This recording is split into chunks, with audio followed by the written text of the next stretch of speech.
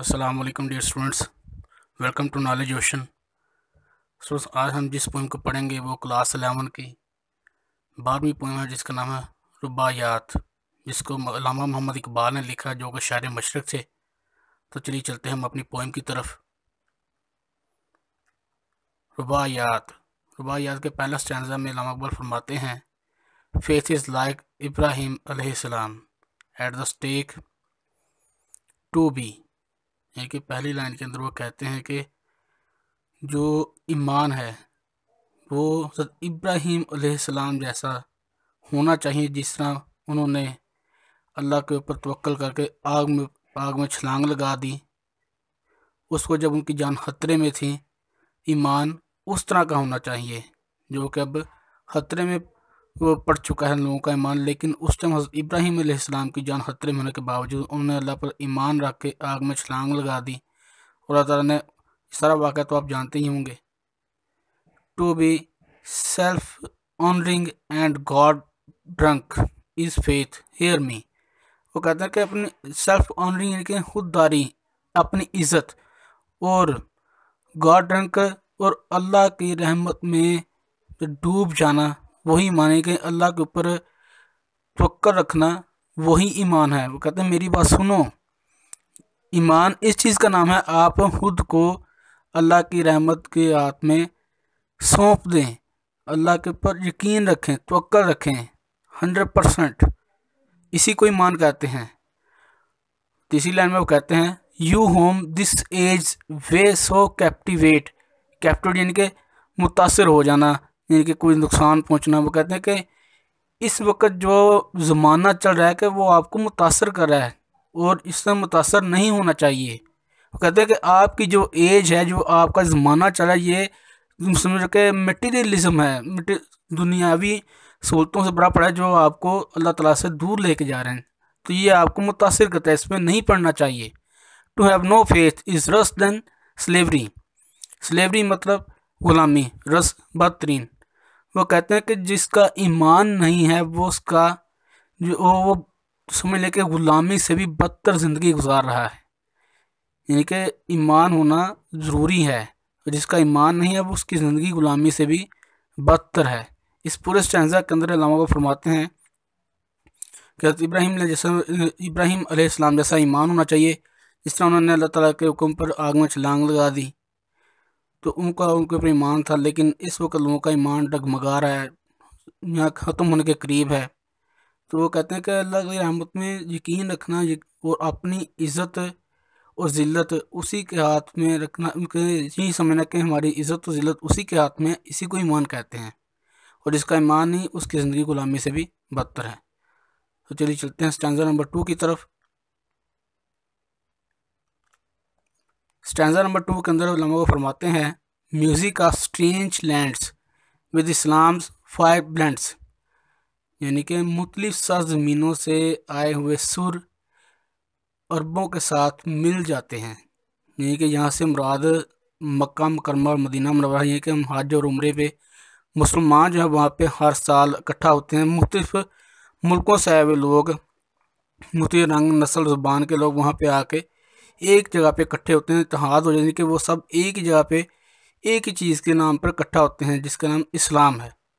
On which the Nations harmony depends, और यही चीज़ उन सरज़मीनों के लिए मुताबिकत की वजह बनती है कि यही जो चीज़ एक है वो मुख्तलिफ कौमों के दरमियान ये एक मुताबिकत है कि हम सब मुसलमान हैं, चाहे वो अफ्रीका में हो, चाहे वो पाकिस्तान में हो, चाहे वो इंडिया में हो, चाहे वो किसी भी मुल्क में हो, हम सब मुसलमान हैं और इसलिए हम सब यहाँ पे इकट्ठे हुए हैं। Empty of concord is the soul of Europe. लेकिन वो कहते हैं कि यूरोप जो है वो इस चीज़ से खाली है। यूरोप के पास तरह की कोई चीज़ नहीं है कि वो इन लोगों को इकट्ठा कर सके, लोगों को, कि मुख्तलिफ इलाकों से लोग जो हैं वो रंग नस्ल के लोग जो कि उन्हीं एक मज़हब के पैरोकार हों, वो इस जगह पे इकट्ठा हो सके। Who civilisation to no Mecca bends. यानी कि असल में वो कहना ये चाहते हैं कि जिस तरह हम मुसलमान के पास मक्का मुकर्रमा और मदीना मुनव्वरा है, इस तरह यूरोप के पास मक्का नहीं है, बस काबा नहीं है कि वो किसी भी सिविलाइजेशन को किसी के नाम पे इकट्ठा कर सके, इत्तेहाद पैदा कर सके। इस पूरे स्टैंज़ा के अंदर अल्लामा इकबाल ने हमारा और यूरोपियंस का कंपैरिजन किया है कि हम मुसलमान मुख्तलिफ कौमों से ताल्लुक़ रखते हैं, मुख्तलिफ मुल्कों से, मुख्तलिफ ज़बानों से, मुख्तलिफ कल्चर से ताल्लुक़ रखते हैं, लेकिन हम सबका मज़हब एक है और हम एक जगह पर इकट्ठे होते हैं। लेकिन यूरोप का माहौल इस तरह से इससे कहीं ज़्यादा अलग है। वहाँ पे इस तरह की कोई चीज़ नहीं है कि वो किसी भी नाम पे किसी चीज़ के ऊपर इकट्ठा कर सके, किसी प्लेस के ऊपर। इसको अल्लामा इकबाल ने कॉम्प्रोमाइज़ करने की कोशिश की है। चलिए चलते हैं स्टैंज़ा नंबर 3 की तरफ। स्टैंज़ा नंबर 3 के अंदर कहते हैं लव्स मेडनेस हैज़ डिपार्टेड इन, यानी कि जो प्यार है वो जो अल्लाह के लिए हमारा जो प्यार है, यहाँ पे मज़हब के लिए हमारा जो प्यार है वो ख़त्म हो चुका है, यहाँ ख़त्म होने के करीब है। In the Muslims in the blood runs thin, और मुसलमानों की रगों में जो खून बह रहा है वो पतला हो चुका है, यानी कि वो जोश मारता हुआ खून जो है, जिसमें जोश बढ़ जाता है कि स्पिरिचुअली, रूहानी तौर पर हम जिस तरह इबादत से लगाव रखते थे, अब वो चीज़ हमारे अंदर, मुसलमानों के अंदर नहीं रही। रैंक्स ब्रोकन, सफ़ें टूट चुकी हैं। हर्ष परप्लेक्स्ड, दिल परेशान है। पेयर्स कोड, यानी कि बातें ठंडी पड़ चुकी हैं, यानी कि हम सब मुसलमानों के अंदर ना इत्तफाक़ी ना चाकी पैदा हो चुकी है। हर बंदा अपनी जगह परेशान, उसको नहीं पता वो कहाँ जा रहा है, उसको क्या करना है, सही रास्ता कौन सा है। इबादतों के अंदर वो लगाव नहीं रहा, वो लुत्फ़ नहीं रहा एक रूहानी जो कि कभी मुसलमानों के अंदर हुआ करता था। No feelings deeper than the skin, और उन्हें इससे ज़्यादा कुछ महसूस नहीं होता, नहीं कि वो सिर्फ जिस तरह हम पंजाबी में बोलते हैं कि टक्करें मारदा है, वो बात है कि हम जिस तरह बात भी करते हैं तो हमें हर वक्त पीछे पड़ा, हम हमारे ज़हन में होता है कि हमें कारोबार पे जा खड़े होना है, नौकरी पे जाना है। तो चाहे इबादत का टाइम हो तो हम वहाँ पे फ़ौरी तौर पर नमाज़ पढ़ के वहाँ पे सही तरीके से इबादत अदा नहीं करते, लेकिन यह कि टक्करें मारने के मुतरादिफ वो चीज़ कही जा सकती है कि सजदे इस तरह से दिए जाते हैं कि फ़ौरी तौर पर जाके हम अपनी बात पर कारोबार के लिए जाके खड़े हो सकें। तो हमारे अंदर वो जोश और जज्बा नहीं रहा, वो लुत्फ़अंदोज़ होने के लिए वो सलाहियत नहीं रही। इस पूरे स्टैंज़ा के अंदर अल्लामा इकबाल ने फरमाया है कि मुसलमानों के लिए एक बहुत ही नाजुक वक्त है कि उनके लिए वो जो पागलपन था अल्लाह ताला की रहमत का, इबादत का, वो ख़त्म हो चुका है। मुसलमानों के खून जो हैं वो सफ़ेद हो चुके हैं, आपस में दुश्मनियाँ पड़ चुकी हैं, और उनके अंदर वो जो जोश और जज्बा हुआ करता था अल्लाह ताला की इबादत का, लोगों की माली इबादत का, ये अच्छे काम करने का, वो ख़त्म हो चुका है।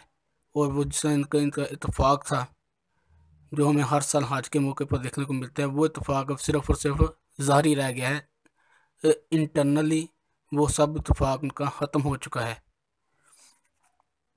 और चलते हैं हम इसके थीम्स की तरफ। इस थीम्स के अंदर अल्लामा इकबाल ने 3 चीज़ों को टारगेट किया है। सबसे पहले है डिसयूनाइटिंग, यानी कि ना इत्तफाक़ी। दूसरी चीज़ जो अल्लामा इकबाल ने इसमें बयान की है वो है स्पिरिचुअली होलोनेस, यानी कि रूहानी तौर पे खोखले हो चुके हैं ये लोग, ये बात से लगाव नहीं रहा।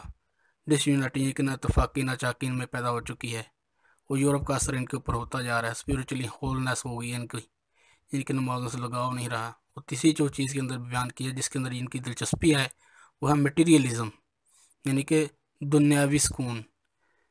इसको आप चाहे तो तीनों थीम्स को आप लिख भी सकते हैं। इन 3 थीम्स को अल्लामा इकबाल ने बयान किया है और टारगेट किया है इनको। इसका एक लेसन जो दिया है मुसलमानों की इस्लाह करने की कोशिश की है कि मुसलमानों को अपना खोया हुआ मकाम हासिल करना चाहिए, और जो जिस चीज़ के ऊपर उनका इस्लाम को दर्श देता है उस चीज़ों के ऊपर वापस आ जाना चाहिए ताकि वो दुनिया आखिरत में कामयाबी हासिल कर सकें। तो स्टूडेंट्स, यहीं पे हमारे लेक्चर का अख्ताम होता है। मैं उम्मीद करता हूँ कि आपको नज़म पसंद आई होगी। नज़म पसंद आए तो चैनल को सब्सक्राइब करें, वीडियो को लाइक करें, शेयर करें। आपसे फिर मुलाकात होगी अगली वीडियो में। तब तक के लिए इजाज़त दीजिए। अल्लाह हाफ़िज़।